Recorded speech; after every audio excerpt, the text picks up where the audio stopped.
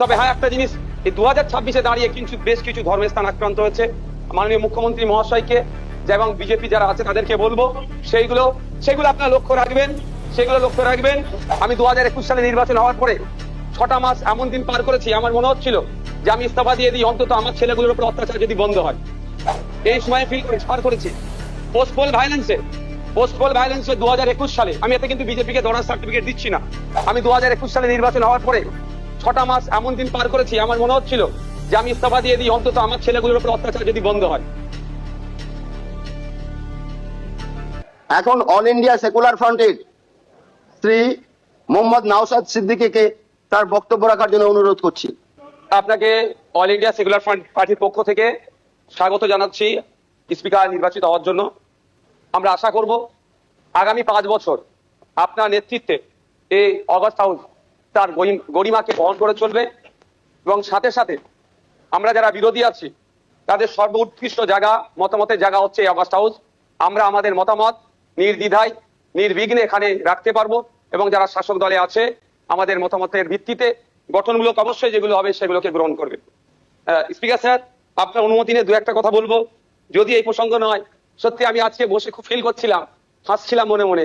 আজকে তাপস রায় বাবু যে কথাগুলো বলছেন খুব একটা ফেলে দিওয়ার নয়। আমি আমি আমি আমি বলবো, আমি 2021 সালে নির্বাচন হওয়ার পরে 6টা মাস এমন দিন পার করেছি, আমার মনে হচ্ছিল যে আমি ইস্তফা দিয়ে দিই, অন্তত আমার ছেলেগুলোর উপর অত্যাচার যদি বন্ধ হয়।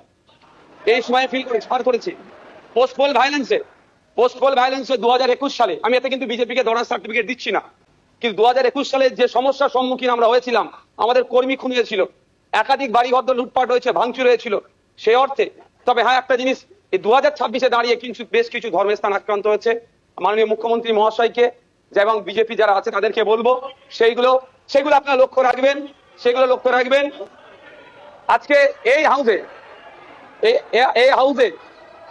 হাউসে যে কথা চালাচালি হচ্ছে, আমি বসে বসে ফিল করছিলাম সময় গিয়েছে আমাদের বক্তব্য বিরোধীদের বক্তব্য শাসকের পছন্দ হয়নি, চিৎকার করে বন্ধ করে দেওয়া হয়েছে। এই হাউসেও কিন্তু 21 থেকে 26 আমরা দেখেছি। আমি আশা করব ওই দিনটা আসবে না। আমরা বিরোধী যারা আছি গঠনমূলক প্রস্তাব রাখবো, শাসক দল যারা আছেন তারা গ্রহণ করবেন। মাননীয় মুখ্যমন্ত্রী মহাশয় একটা কথা বললেন, খুবই ভালো লাগলো। আমরা যারা একাধিকবার বিভিন্ন দপ্তরে লেটার করেছি, ন্যূনতম রেকগনাইজ আমাদের লেটারকে করা হয়নি, ইনক্লুডিং চিফ মিনিস্টারের কাছে। আজকে যে কথা বলেছেন এটাকে আমি স্বাগত জানাচ্ছি, যে উনি অন্তত কথা বলেছেন যে মিনিস্টাররাও রিকগনাইজ করবে, অর্থাৎ প্রাপ্তি স্বীকার করবে। আর একটা কথা উনি বলেছেন, অল্প হলেও কাজ করব। আমরা বিরোধী, আমরা পজিটিভ কথা বলবো, রাজ্যের স্বার্থে বলবো, রাজ্যের জনগণের স্বার্থে বলবো। অহেতুক বিরোধিতা করার জন্য বিরোধিতা আমরা করব না।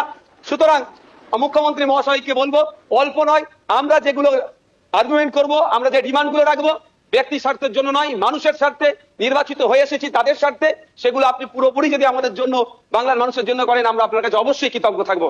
আবারও মুখ্যমন্ত্রী মহাশয়কে ধন্যবাদ জানাবো। দীর্ঘদিনের স্বপ্ন এটা আমাদের সকলেরই, যে আমাদেরকে নির্বাচিত করে এই হাউসের মধ্যে পাঠাচ্ছে। মাসের শেষে আমরা 1,21,000 টাকা নিয়ে বাড়ি যাচ্ছি। আমরা সেই জনগণের জন্য কি রোল প্লে করছি, কি বক্তব্য দিচ্ছি হাউসের মধ্যে? না, হাউসের মধ্যে এসে শুধু সময় কাটিয়ে চলে যাচ্ছি। যে আপনি লাইভ স্ট্রিমিং এর যে কথা বলেছেন, এটাও আমি আপনাকে কৃতজ্ঞতা জানাচ্ছি, স্বাগত জানাচ্ছি। এটা হওয়াটা খুবই দরকার ছিল। বাংলার মানুষ অন্তত আগামী নির্বাচনগুলোতে তাদের জনপ্রতিনিধি হিসাবে কাদেরকে চুজ করবে, কেমন মানুষকে পাঠানো দরকার, তারা যেখানে বাংলার আইন তৈরি হচ্ছে, আগামী 5 বছর বাংলার শিক্ষা, স্বাস্থ্য, কর্মসংস্থান থেকে শুরু করে কৃষকের রুজিরুটির প্রশ্নে, প্যারা টিচার থেকে শুরু করে বিভিন্ন ক্ষেত্রে সমকাজের সমবেতন নিয়ে, এক কথায় আগামী 5 বছর বাংলা কিভাবে চলবে, বাংলার মানুষের স্বার্থে কি আইন তৈরি হচ্ছে, আইন পজিটিভ। একটু ছোট করুন। বিরোধী শেষ করবো। বিরোধী হলেও স্যার একটা দিন সুযোগ পাচ্ছি বলার, এরপর তো টাইম এক্সটেন্ড করে দেবে। তো স্যার সেই জায়গাগুলো লাইভ যেটা আছে সেটা আমি স্বাগত জানাচ্ছি।